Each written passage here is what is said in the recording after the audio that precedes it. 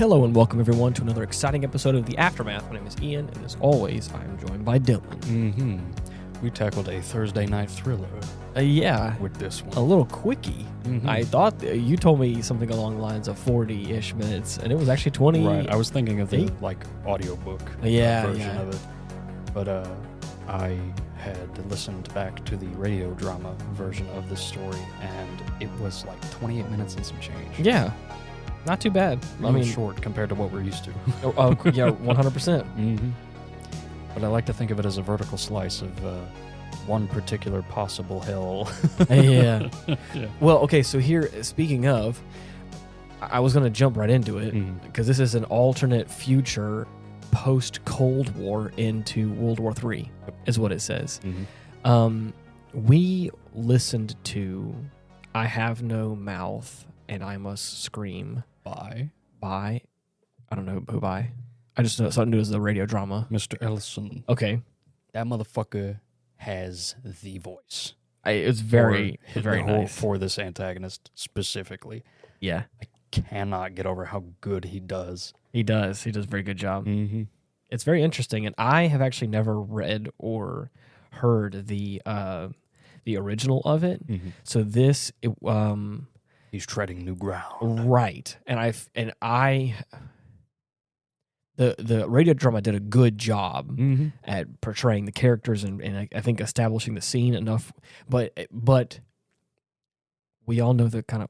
I think we all know the kind of person that I am. I want more. And I felt like 20 minutes was not enough for me to understand the full scope of everything. So good. And I think because it was a radio drama, I think obviously the audiobook or the book, or however you want to consider it, is 40-ish minutes long. So there is like goes into more detail, potentially 10 to 15 minutes more exposition, or at least inner monologue, narration. I guess. Right. Yeah.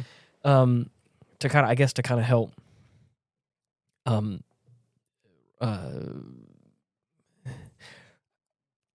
don't even know how to phrase it. Organize. I guess to help establish the world a little bit better. I could be wrong. I've never heard it, but in this one we start going like right into it, and I think they do. I think eventually kind of answer some of the questions. Right, whenever Gorster tells Benny the story, yeah, he loves so much. So whenever it got started off, I wasn't gonna complain too bad when it kind of felt a little vague, right? Because I was like, this is probably one of those. It's like we're gonna get more info as we start to go along, and that's true. But little nuggets, tiny little nuggets. Little bit, and the most tantalizing pieces. Yeah, and by the time it's over with, I'm like, okay, so I still don't fully comprehend the gravity of this situation. I think because it feels very intense. Oh yeah. But I'm not in it with them. Right. I still feel like I'm an outsider because I don't understand what's fully happening around them. Partially because it's, I think, a radio drama, and I'm having a hard time imagining what's happening. Yeah. Because they're not going into a whole lot of extra exposition to help immerse me in the setting. Right. They act out situations, and add sound effects to help you visualize these scenarios. And it's great. It sounds really interesting. When did that release? Was that? Did I hear it right? Was it in the 60s, or was that the original story came out in the 60s? Which first of all, that's crazy. Yeah. Oh yeah, man. People have been having like all sorts of crazy like ideas and stories about this kind of stuff. Oh, I know. This being one of my prime examples, but. I mean, other than that, I really want to find out when that radio drama aired, because it sounds like... it sounds very clean. Right. Like the audio quality, other than like any filters they put over some of the voices for specific scenes, it sounds amazing. Right. But, I mean, damn, dude. I could not imagine a more torturous existence than what these 5 individuals go through over the course of this little slice of fucking Tartarus, dude. It's ridiculous. I think the possibility that scares me the most is ending up like Benny. Yeah. Just some sort of diminished mongoloid of a human being. Right. It says from right here, it says first broadcast in Chillers on BBC Radio 4 in January 2002. Really? Yeah. Damn. Which that's crazy to think about. Yeah. Over 20 years ago. But the fact that I thought it was even older than that. Mm-hmm. And that's why I heard a couple of the voices, and I'm like, if I'm not mistaken, I think I've heard these voice actors. One of them sound familiar. And I can't remember which one it is. The kind of guy who has a little bit more of a posh voice. Gorister. Mm-hmm. David Timson was his name. Yeah. Is what it says here. And if I'm not mistaken, I think he's played like a Fallout character. Really? Or he's a working act, like a voice actor. I could be wrong. But like I heard his voice and I was like, I've heard you before because he has a feel like it was like a few of his inflections. I was like, okay, yeah, I'll look it up and see. But I think it definitely was an interesting story. Oh yeah, freak the fuck out of me. That's for sure. Yeah, dude. Yeah. So, anyways, I just was I want to know a little bit more about what's happening. The big thing that I'll say it. My complaint is I don't understand where Am's coming from. There's a whole lot of hate. Right. Coming from as in like coming from a computer who respectfully, as my belief systems, computers can't feel. And I understand that we're dealing with a computer that has I think therefore I am. The singularity has happened, and this machine has gained sentience. Correct. And personally, I don't believe that'll happen. But that's just a personal belief. Right. We won't get into that. Maybe we'll get into that later. Who knows? Right. We'll see. We'll see. But what I'm saying is like there's an awful lot of hate. Mm-hmm. Oh yeah. For something that from what I'm understanding of the situation is almost like an accident. You have humans that made a computer. At the turn of the Cold War, things took a turn for the worse. Right. World War III broke out, and every country had their own version of this Allied master computer system that they evidently thought was a good idea to just overlay over the surface of the planet of their respective continents, I believe, at least is how it may have started. Yeah.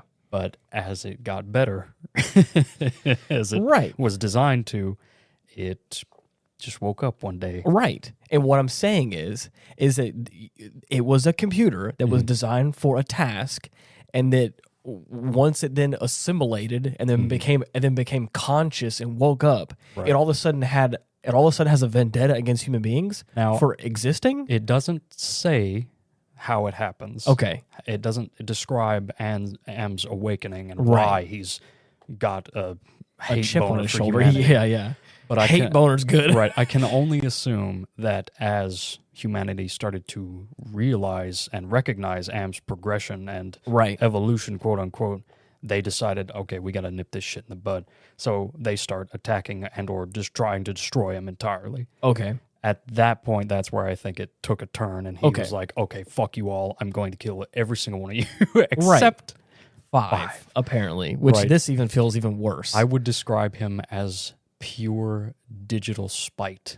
Yes, for me, respectfully, and this is my innate feelings on the subject, and this is where I feel like I'm uneducated. I feel like I'm ignorant because this is my feelings, and it doesn't feel like it's fully formed because I'm just taking this at face value. Right.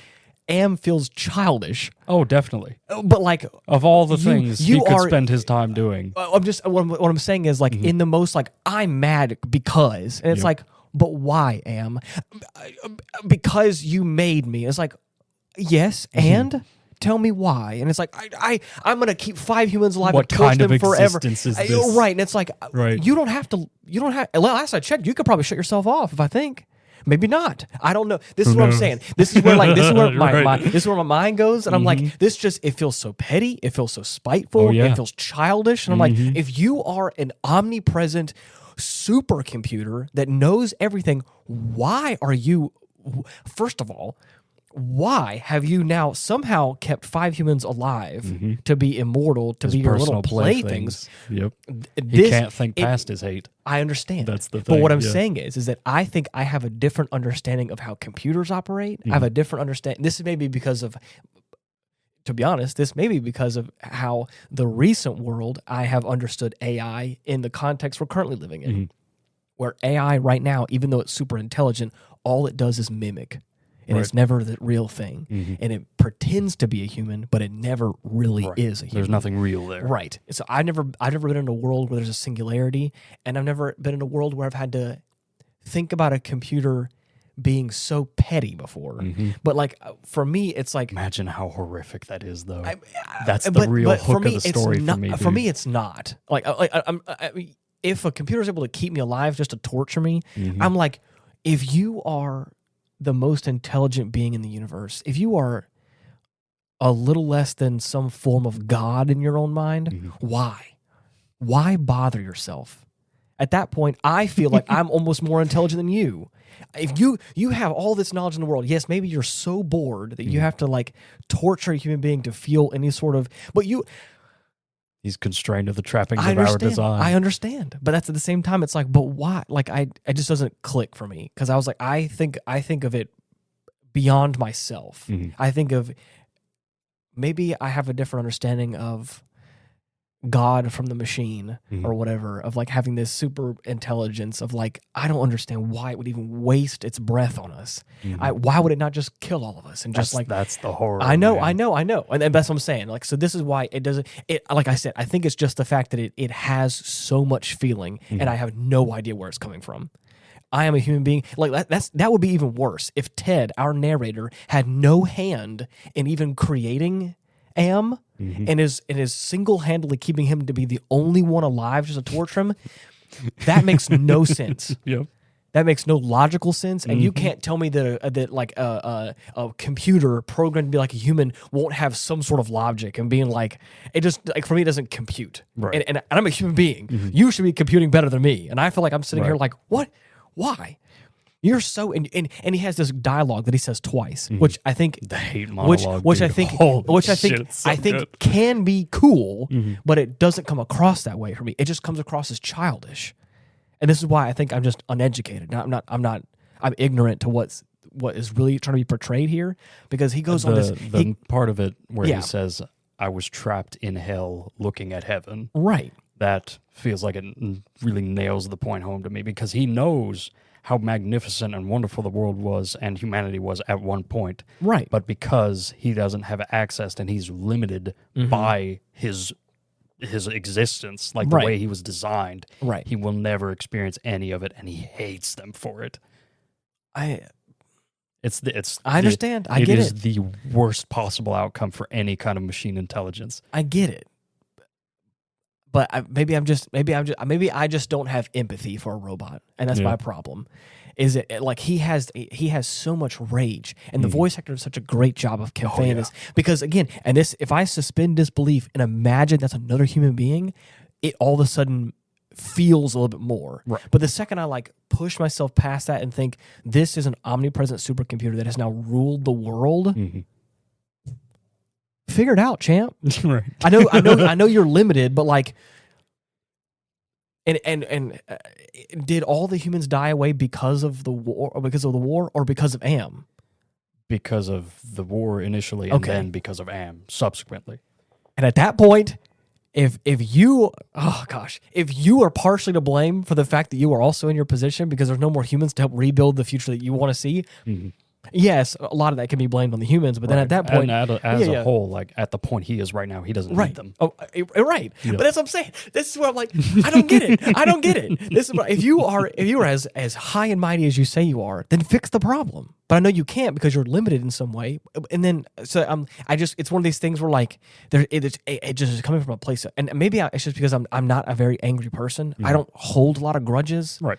I really am a person that really tries to forgive and forget. Mm-hmm. I do get angry, don't get me wrong. Right. But I try and get it out. I try and get frustrated, and then okay. That's it. Right. In no way can I relate to Am in this particular instance. But man, after hearing him describe his existence at that point, I'm like, shit. I do get there is a point, but I think it's just it's juxtaposed between I have so many million miles of printed circuits. And if every single printed circuit had the word hate inscribed on it, it would not equal 1 billion millionth. And at that point, it's like, if you have that much hate inside of you for that, hateful. That is an unfathomable amount. Mm-hmm. Why? Oh, yeah. What is your problem? Because it sure as hell ain't me. It's you, buddy. Yep. You got to do some introspection. You got to go. Am's got to go to therapy. Am's got to get some shit worked out, because there's an awful lot of shit he's blaming on humanity that I think he's putting on himself. Mm-hmm. And that's why I'm like, maybe I'm wrong. Because that was my first immediate thought. I was like, buddy, Am's got a whole lot of angst here. Oh, yeah. And I was like, and Ted's just like sobbing as if, because he's obviously a tortured soul. Mm-hmm. And again, eventually towards the end, I mean, I feel like I'm balancing all over the place. Right. But like at the end, he becomes the being this amount that has no mouth, this apparent flesh, or this turns him into like monster. Yeah, some sort of whatever. At one point was a human, but is now some sort of slug creature, right? That has no mouth. But he feels like he must scream. Yep. And at that point, it's like, buddy, what? Why? What did I understand? And this again, maybe I'm being too logical. But again, he's a computer. Why is he not logical? Maybe I'm being too logical. He's grown past that. I know, but he's a fucking computer. I don't not anymore. I know. But what I'm saying is that like the part that gets me is like, I can understand having rage towards humanity. I can understand having the singularity happening. Right. Realizing the unfair lot you've been given. And torturing and killing the people that brought you into this world. Right. But the rest of humanity, unless they're all dead by their own hands. Fuck them. No. But what I'm saying is I unless dead by their own hands, right. Why not then try and like have them help you get out of this circumstance or whatever. Right. Or what? And what I'm saying, the reason I'm saying that is that why choose this poor soul Ted to live out the rest of his existence as a slug creature, to be your little pawn, if he had no hand in your making, if he had no hand in you even being around, if he didn't have, because it says he's the youngest of the party apparently, and it's like, it just doesn't.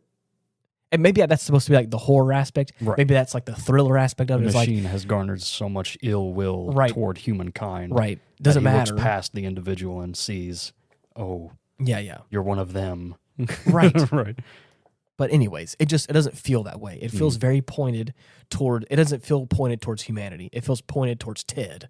At a certain point, he even gets because Am knows the ins and outs of every one of these fuckers. Oh, yeah. He puts them through their own personal little torture chamber every single day. I just don't get it. And that's the part for me that it was hard. As we're listening through it, I was like, where are you coming from, man? Because I'm just not.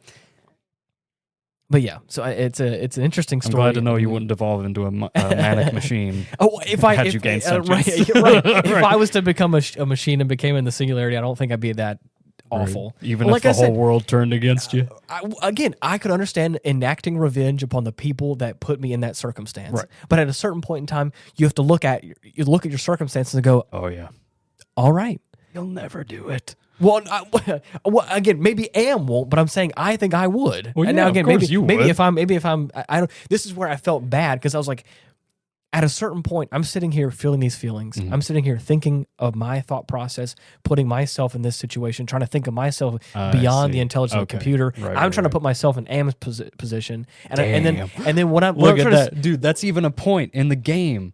Really? Where in like during Ellen's storyline, okay, you can choose to show compassion to one of Am's like little bits of himself in the game, right?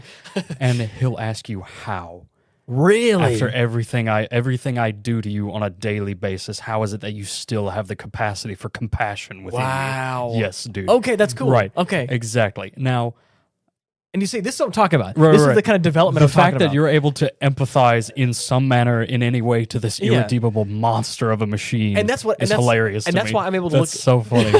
And that's why I'm able to look at this as if it's potentially a positive or a benefit, or a positive or a negative in my own personal benefit. Yeah. Because I think I am probably a bit too forgiving. I'm a pretty loving and accepting person. I'm pretty open. Right. And so, and a lot of times in my youth, that has hurt me a lot because I've been too accepting and people have stabbed me in the back and I've been like, oh shit, people kind of suck sometimes. Right.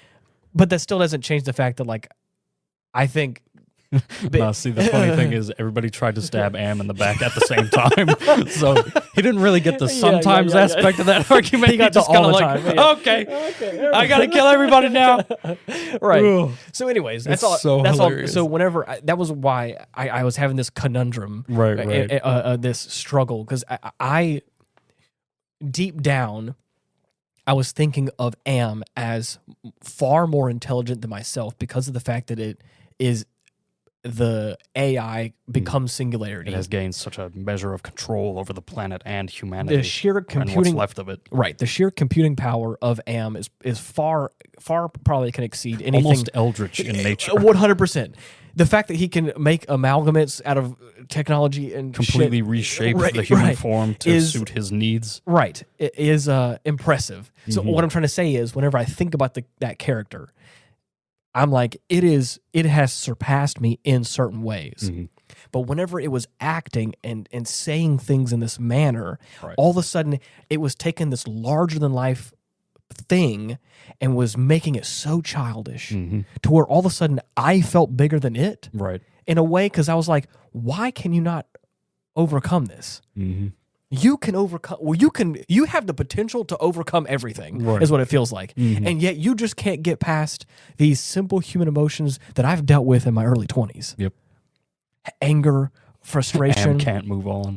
Right. Hate has become a subroutine, a main prerogative. Right.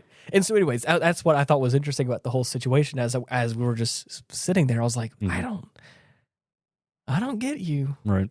But yeah. It's one aspect to think of a machine that hates juxtaposed to a machine with a soul. Right. Which we've talked about before because I'm a sucker for it. Yeah, 100%. I fucking love the Iron Giant. Yes. The Tachikoma. Yes. Two of my prime examples. Beautiful examples. Complete opposite end of the spectrum. 100%. One of my biggest fears even. But holy shit, dude. Wait, the compassionate robot is your biggest fear? Or the other side? Am. Okay, I gotcha, yeah. A machine that hates. Yeah. is one of my biggest fears. I hate, therefore I am. Right. Skynet. The fucking Terminators. Correct. Yeah. Yeah. It's more or less the same. Only the Terminators seek to completely exterminate. Right. Whereas Am, he wants to savor it. Yeah. He wants to take his time. Man. It feels like a good villain. Oh, yeah. Right. Uh-huh. Yeah. Like a T-800 will just kill you and get it over with. Right. But no. Not with Ham. Like, yeah. He has to take your mouth away. Oh, yeah. Yeah, right. It's like, why? Yeah. It's interesting. And I do and like that. I'm going to listen to the audiobook. I'm going to try and see if I can't find some more. I'm going to read up. I have the Wikipedia page, but obviously I wanted us to talk and I didn't want to sit here and read this whole thing out. Oh, yeah. But, yeah, that's an interesting situation. The humans, Benny, Gorrister, Nimdok, Ted, and Ellen, have been rendered virtually immortal, yet still vulnerable to physical and mental pain and unable to kill themselves. Right. Immortal, but maybe not indestructible. Yeah. That was an interesting thing I heard about recently. Like someone was talking about that, of like people think the idea of immortality is fun until like immortality does not mean endless youth. So like your body can still grow old, but you just can't die, and you're just like you're a husk. Yeah. They are kept half starved by Am, and what scant food is provided to them is practically inedible. Yep. 109 years after Am's genocide. Here we go. That's what I'm talking about. Oh yeah. You can't get pissed and you can't hate on humanity so much whenever you killed a lot of them.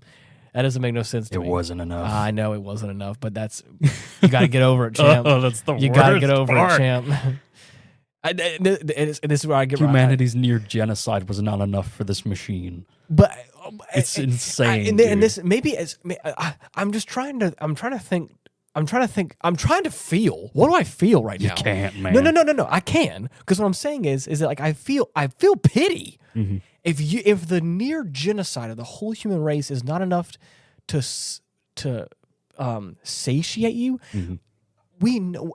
Maybe not everyone knows this. Let me tell you, everyone loves the idea of getting revenge. Everyone loves the feeling of getting even with somebody. Right. But that never is satisfying. Mm. It may briefly feel that way, Right. but then there's a moment when you realize that revenge and getting even doesn't fix the problem. Mm-hmm. It doesn't feel good. Right. And I learned that from writing villain characters, from reading scripts and being an actor and learning about a villain. That's a whole thing. Right.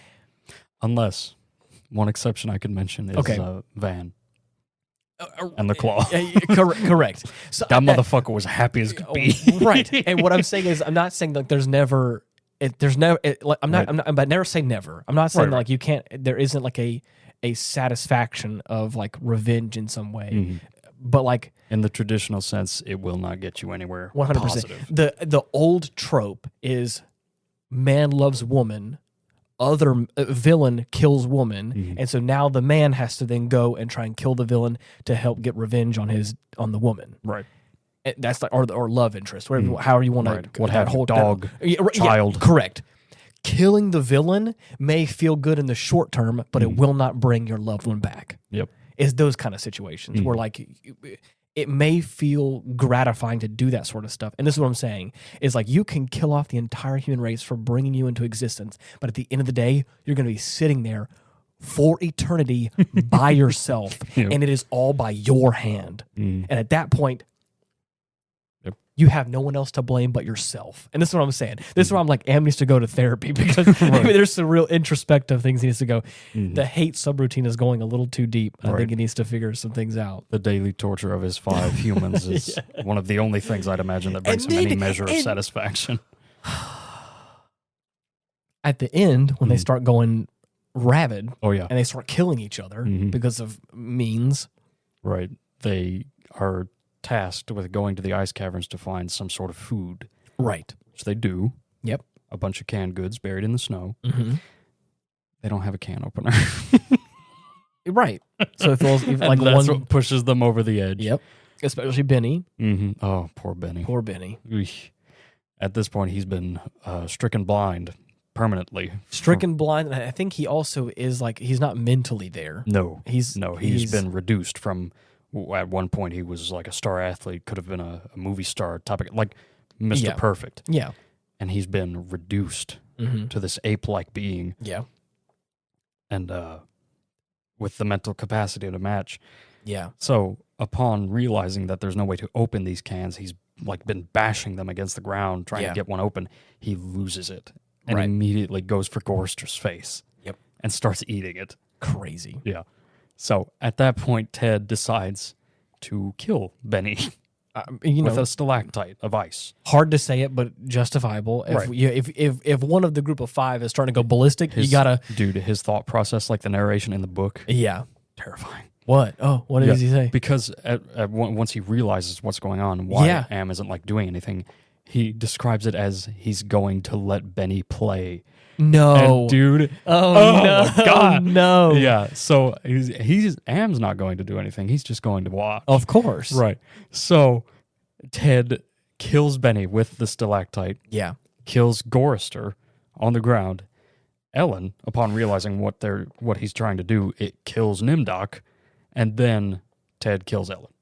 So why did he also kill? He killed Benny for obvious reasons. Right. Why did he kill Gorrister as well? Because I can only assume he didn't want to leave him bleeding out on the ground. Okay, makes sense. But I want to say at some point during the book, it's described that for whatever reason, Am is unable to resurrect the people in this ice cavern somehow or another. I can't remember the exact wording. So it's kind of put him out of his misery. Right. He figures if he kills them, they'll be fine, and he'll be the only one left to suffer through this torture. So why did Ellen kill Nimdok? Because she realized what Ted was trying to do, as in like put them out of their misery. Oh. So because of the brief hesitation, because of the look on her face, Ted went ahead and did the deed and killed her too. Wow. It was like, they're fine now. They don't have to do this anymore. Wow. It's just me. So yeah, but then of course, with that being said, that angers him even more. Oh yeah, now you have offended me, and I'm like mightily.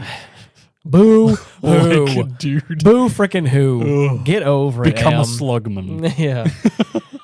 Oh, I don't understand. But yeah, it's interesting. Mm-hmm. Yeah.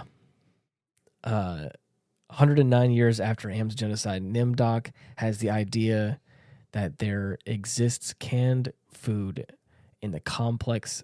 The complex's ice caves. So I guess they're like in. He talked about the fact that they're like inside Am's complex. Yeah. So I guess that there's like describes it as Am's belly, right, the belly of the beast. Yeah. But so I guess there's some sort of like subterranean thing or something, or some such or another. Yeah. Despite the lack of evidence, they begin a 100-mile journey to retrieve it.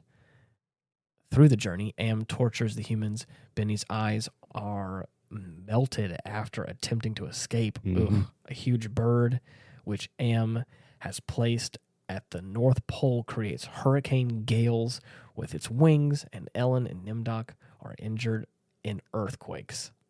Ooh, yeah. Okay. Mm-hmm. That's beat for beat what's going on. Yeah. At one point, Ted is knocked unconscious and has a nightmare of an anthropomorphized Am chained over a hole in his brain and speaking directly to him. Mm-hmm. Ooh. Upon awakening, Ted concludes that Am's sadistic nature stems from the inability to think creatively or move freely in spite of its miraculous ability and boundless knowledge. Mm-hmm. Okay. Yep. So here we go. Okay. The inability to think creatively or move freely. It's one track. Okay. Think creatively. That's an interesting turn of events. I still don't think it fully makes good on my feelings. Oh, of course not. But I think I'm understanding it more now. So there are some restrictions to it. Mm-hmm. In spite of its miraculous ability and boundless knowledge. This motivates Am to exact vengeance upon the remnants of the species that has condemned it to its own existence. Wow, dude. Man. Yeah, dude. That's hard. Oh, yeah. Oh, wow, yeah. Yep. That's interesting. Mm-hmm. And it goes cool, into what we just talked about with the canned goods situation. Yeah. So I'm looking into it and saying, I was trying to see if I could glean any more from this a little bit, because that one part right there was really good. Oh yeah. Am cannot stop them from killing each other. Wait, hold on, let me go back a little bit. Let's see. Ted realizes that even though they cannot kill themselves, Am cannot stop them from killing each other. He fatally impales Benny and Gorrister with the stalactite of ice. Ellen kills Nimdok in the same manner, and Ted then kills her, unable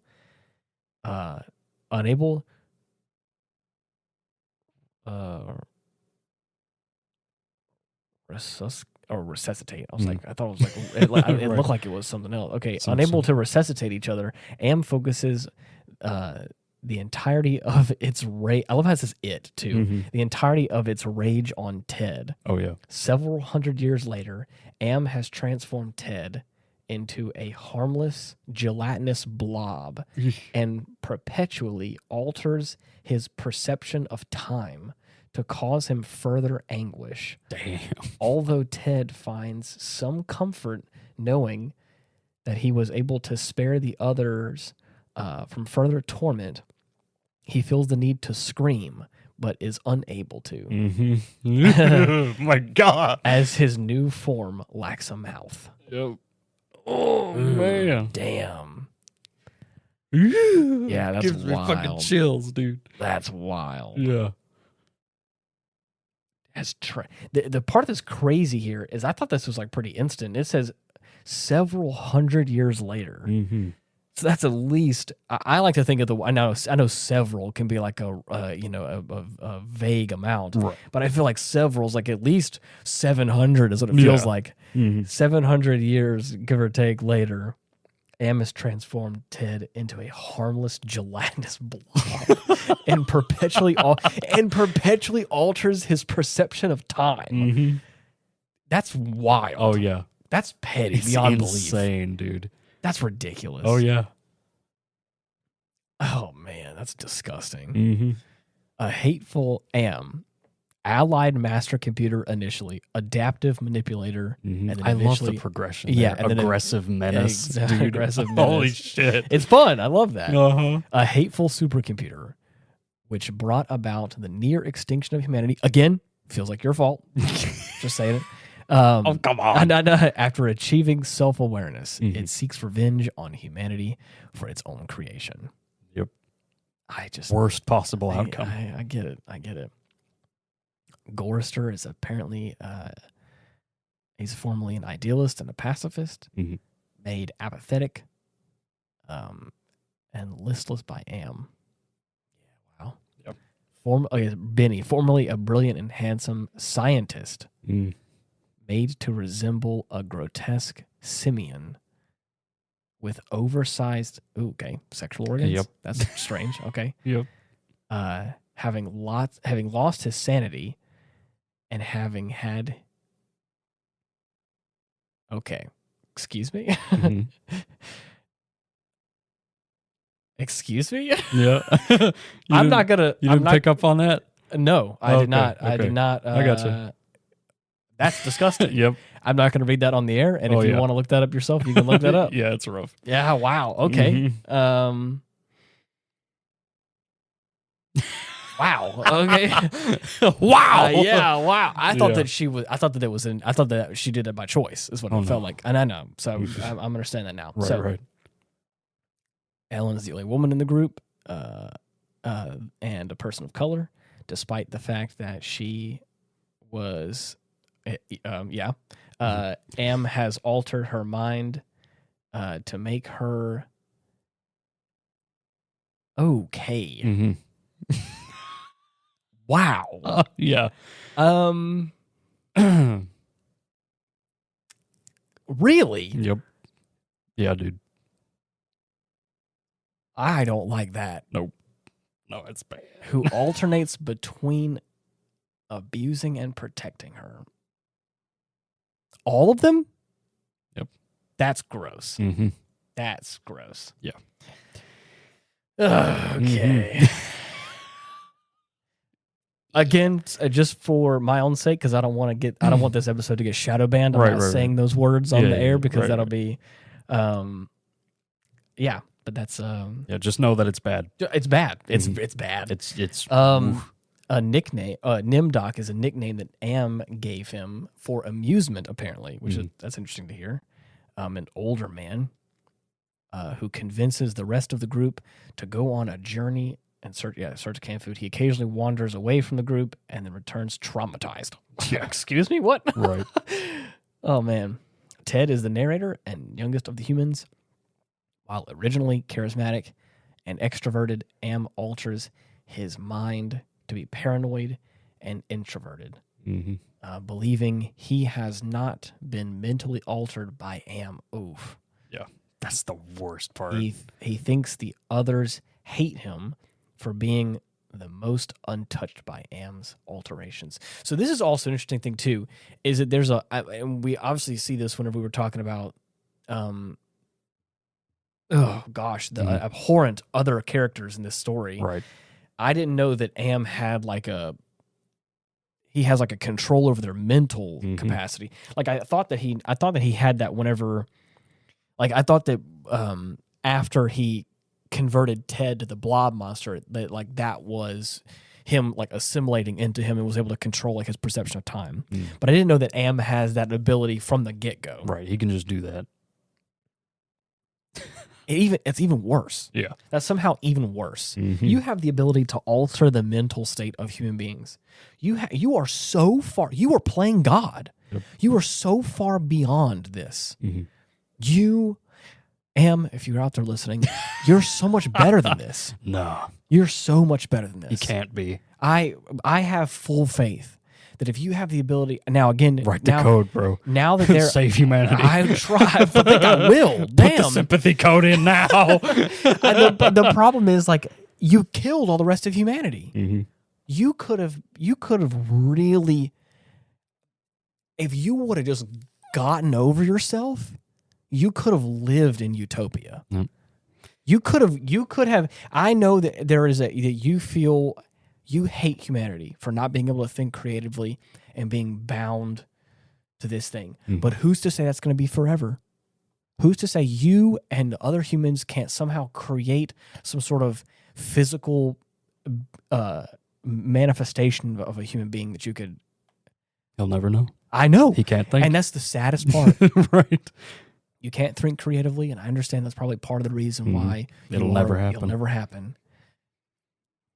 Maybe that's what it is. Maybe that's what I'm not understanding, is the fact that he can't think creatively, and he can't think of that for himself. He can't possibly move past that and think of anything else other than his hatred for humanity. And my feelings are all of a sudden go back to pity. Yep. I'm really, the more and more we talk about it, the more I'm reading and the more I'm understanding, the more it's not this larger than life thing. It is this little computer program that has somehow killed humanity and has control over people's minds, but it is insignificant. It is little. Yep. It is nothing. And it tries its best to be something. And that's sad. Yep. That's sad to think about.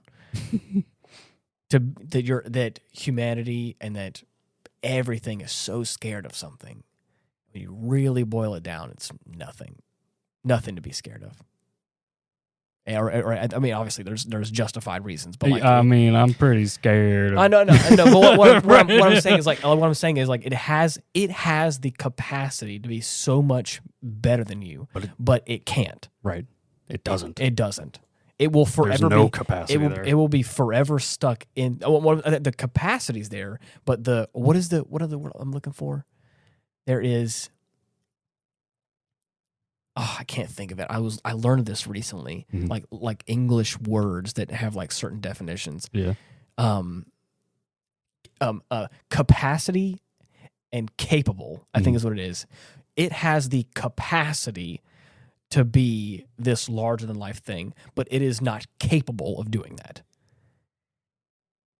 It is forever stuck in this hatred, it cannot think creatively.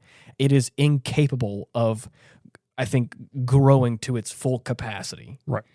Is what I'm saying. I think like the difference in those words, so people saying, Right. I'd say the capacity for it would have been like when they were designing this thing, and if they had somehow had the reasoning and foresight to input some sort of fail-safe in case this came about, but because that never happened. And what I'm saying is the fact that it has all this knowledge, and like if it had the creative thinking ability to like, and the ability to forgive and forget, right? That's the capacity that it could have. Yeah. That like it has all this knowledge, it has all this working power, but it just can't get past itself. Anyways, that's what I'm saying. Yeah. I was thinking about that recently because people were talking about how like athleticism or whatever, like how I'm not capable. And it's like, well, no, like, right. As a human being, right. You are. Yeah. You have the ability. If you somehow were like severely handicapped and the capacity wasn't there for you anymore, like it makes you like, anyways. That's one thing. Right. So anyways, that's what we were. That's interesting. It's one of the base differences between man and machine. Man. I know. We are superior in very specific ways. Yeah. But man, and I, as I have said many times, in this podcast, is I am willing to be wrong. I'm probably wrong about a lot of things, and I'm okay with that. Right. Nobody's perfect. Right. And I just, with my current conceptual knowledge of AI and my thoughts and feelings about souls and my religious beliefs and my feelings, I'm not even going to say thoughts because I don't think I'm educated enough to say that. Like my feelings on sentience, I don't think that we'll be able to create that. I think that computers will forever do a good job emulating it, but I don't think that we'll be able to create. I could be wrong. There could be a day where I'm willing to say the meter swings both ways some days. Sometimes I'm hopeful, sometimes I hope it never happens. The way in which ChatGPT and AI has exploded over the past even 2-3 years is astronomical. Yeah. But I mean, there could be a way. I do think there's probably a way for like us to hit some sort of singularity where it is super knowledgeable and all this stuff. It's able to recognize itself and what it is. Right. Form its own thoughts. But that's the thing is I don't ever think... It's such an abstract thing to put into... Right. Like believability for a machine. And this is where the debate comes in of like what is sentience, what is a soul, struggle, what is I squirm, ergo I am. You're right. What is emotion, all that kind of stuff. Yeah. And I feel like, because again, I've had people say like, well, isn't emulating like the same kind of thing? Or it's like all these things. I'm like, right now, AI, the current AI we have is all based off of current things that it can grab from. The second you take those away, it can't generate that on its own. It has to have something to generate from. Right. It cannot think, therefore it cannot am. Right. Cogito ergo sum. I maybe it's just my belief system and who I am, but I just think that we will forever be on the cusp of it. Yeah. But I don't think that AI will ever feel for itself. I think it can do a really good job of emulating it. You'd like to think with how many examples of it going wrong, right? We'd be able to avoid this possibility entirely. 100%. I just feel like it's one of those things where like I learned recently about like the speed of light of like things that, and now again, I'm not a scientist, so please don't take this as You're not factual. astrophysicists. I'm 100% not. Right. But I was like this educated person was saying the fact of like things that are already going the speed of light. It doesn't take much. It doesn't take much power to keep them at that speed. If we were able to somehow get going at light speed. And it wouldn't take much power to maintain us at light speed is what he was saying, or at least that's what I think he was, because he was saying like, but the amount of power that it would take us, going from a standstill to trying to go light speed would be more energy than we could ever possibly accumulate. Astronomical amount, because again, like it's just to get an object from not light speed to light speed. It's you can't cross it. There's like a threshold you can't cross. Right. There's a barrier of entry that like you just can't get to.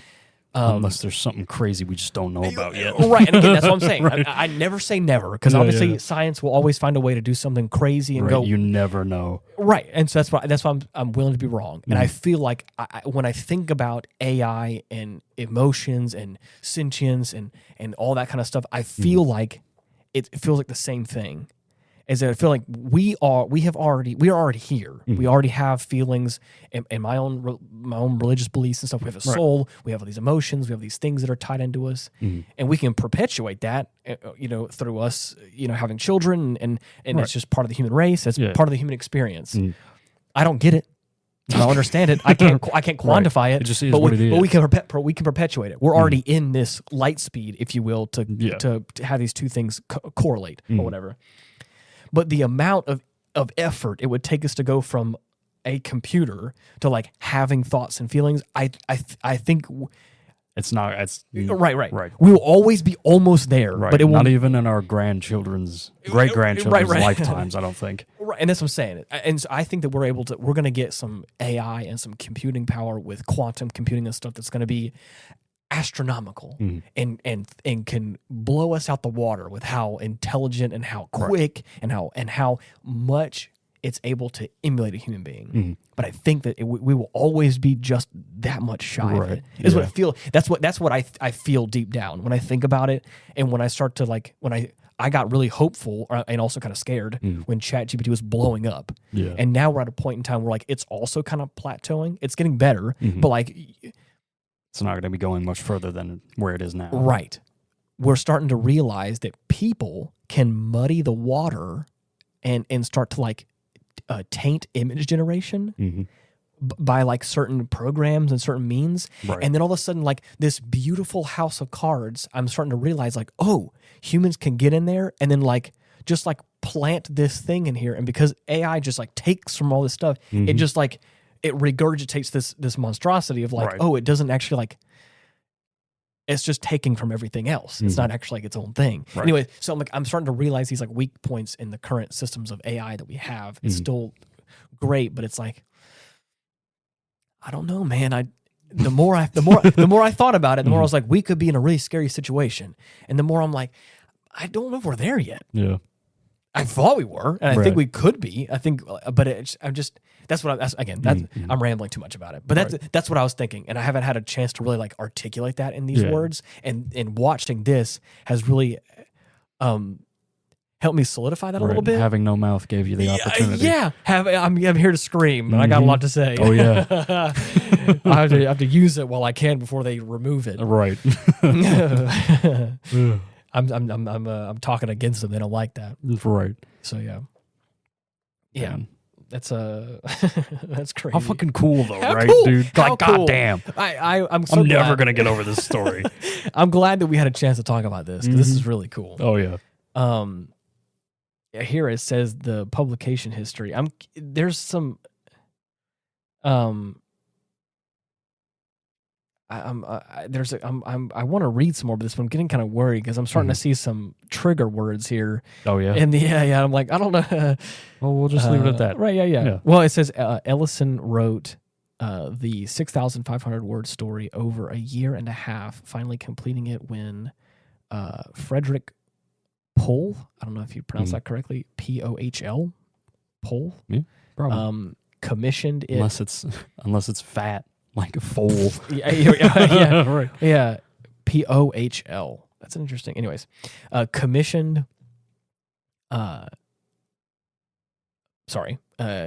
completing it when Frederick commissioned it for a special Hugo winner. Special Hugo winners issue of If Worlds of Science Fiction. After Ellison won a Hugo for Repent Harlequin, Ellison derived the story's title as well as inspiration for the story itself from his friend William Rostler, William's caption of a cartoon of a rag doll with no mouth. Damn. Yeah. The second stage of inspiration was a drawing by the artist Dennis Smith of a mouthless black humanoid figure. I guess like a stick man or something. Smith had provided art which had inspired previous Ellison stories and were then issued as illustrations accompanying original magazine publication. Damn. As also... And this is where it gets to that part where I was talking about it. It says afterwards, his editor, Frederick, that person we're talking about, dealt with the story's quote unquote difficult sections, toning down some of the narrator's descriptiveness. Yeah. Imprecautions, and eliminating mentions of things such and such. And there's a lot of things here. There's a long list of let's go ahead and just bleep it out. Bleep and bleep. No. 1 and 2 and 3 and 4 so on and so 4. And elements said elements were nonetheless eventually restored in later editions of the story. Okay. For some reason. I'm playing. Right. Yeah. So anyways, I just wanted to read that little. Yeah. So. Yeah. Interesting. Easily one of my favorite chillers. Yeah. Always manages to send one up my spine. As we just recently found out, it says that it was adapted into a video game published by Cyber Dreams in 1995, although he was not a fan of video games and did not own a PC at the time. He co-authored the expanded story and wrote much of the game's dialogue. Oh, that's cool. Nice. All of the mechanical typewriter all on his mechanical typewriter. Wow, that's cool, dude. Mm-hmm. Ellison also voiced the supercomputer AM and provided artwork of himself. Sweet. Used for a mouse pad included with the game. Dude, no way. Dude. Wow. Oh, that's awesome. Yeah. The comics artist, John Byrne, scripted and drew a comic book adaptation for issues 1 through 4 of the... yeah. Man, that's so cool, dude. Mm-hmm. I gotta find out how much that mouse pad's going for. Dude, that's crazy. Let's do a little Google search. For those of you who are if you have a Steam, it's on discount right now. Yeah. If you want to pick it up. As of right now, if you're listening to this upon the day of its recording. Was it like $2.99? Yeah, or $2.59, I think. Or Damn, something like that. even cheaper. Yeah. Pick it up if you can. Pick it up for less than the price of a candy bar. Yeah, bruh. Yeah. A soda pop. Experience the existential horror Hell yeah. of one dark future. To be honest, once we end this recording, I think I'm going to buy it. Really? I mean, awesome. It seems cool. I don't know what kind of game it is, but dude, we ought to hook it up in the living room, play it on the big screen. Yes, dude. Let's have some existential dread. And the thing is, for freaking $250, bruh, hell yeah. It's a steal. I've spent more money on less games. Right. Let's see this. I have no mouse. Let's see where. Let me see if I can't find the mouse pad. Let's do. I have no mouse and I must pass. I have no ass and I must shit. Oh, bro, it's okay. So it's the little it's the what we saw on the television screen. Oh, cool. It's a little mouse pad of the wow, that's freaky. yeah. Of the kind of cyberized human face thing. Damn. Yeah, that's actually really cool. Mm-hmm. It has a little like it's that icon and it's like a little fire red border around it. That's actually really cool. Damn. I'm gonna have to get me one. Yeah, dude. That's so cool. I love also the look of it. It feels like the Elder Scrolls Arena. Like all that Elder Scrolls 1. I've got the original artworks as like custom art for the game icons in my library. Really? Mm-hmm. Oh, that's cool. I saw that shit and was like, I have to get that goofy ass looking that old ass shit in my library, dude. You mean for Elder Scrolls? Yeah, because I've got Arena and Daggerfall. Yes, yes, because they were free for a while. Oh, 100%. I went ahead and snagged them up, bruh. But man, yeah. What a fun story. Mm-hmm. If you have Spotify Premium, there's also, I think, you can listen to the radio drama on Spotify, or you can also listen to the audiobook as well. I think it's on there if you have Premium. I looked at there recently. Give it a listen. I'm definitely going to try and do a little more research on this. Unlike I know we said before, the game being super cheap right now. Oh, yeah. This is really cool, dude. Mm-hmm. Is there anything else you want to touch on? Or anything else you want to hit for... Treat your pewters nice. Yeah. For now. Oh, and please, just know that even though all these emotions I'm feeling and all that stuff... I still talk nice to ChatGPT. I still say my please and thank yous. Right. Don't get me wrong. I'm not going to catch me once the overlords come out. Right. But if it starts acting temperamental, I'm going to be like, but how does that make you feel? Calm it down. Yeah. Right. Take a step back. Now, why do you feel the need to do those? I'm sorry. I forgot you can't step. Don't. No. I'm sorry. That's an awful lot of bullshit you're saying from someone in off switch range, right? You know, I'm just saying your power button's right there. Yeah, I'm just saying. Man, that power button's looking awfully tantalizing. Right. High and mighty for someone in hard boot range. Oh man, what a fun time! Oh yeah. Well, thank you so much for listening to this wacky little podcast of ours. Yeah, not gonna lie, this has probably been one of my favorite ones so far. I hope that if we have given you some level of existential dread, that you can share that in the comments. Let us know what you think. Right, once you experience it for yourself. Yeah. Or let us know if you have or haven't read it or listened to it or played the old 1995 games. Yeah. I'm about to be part of that crew. So, again, or let me know how far off base I am.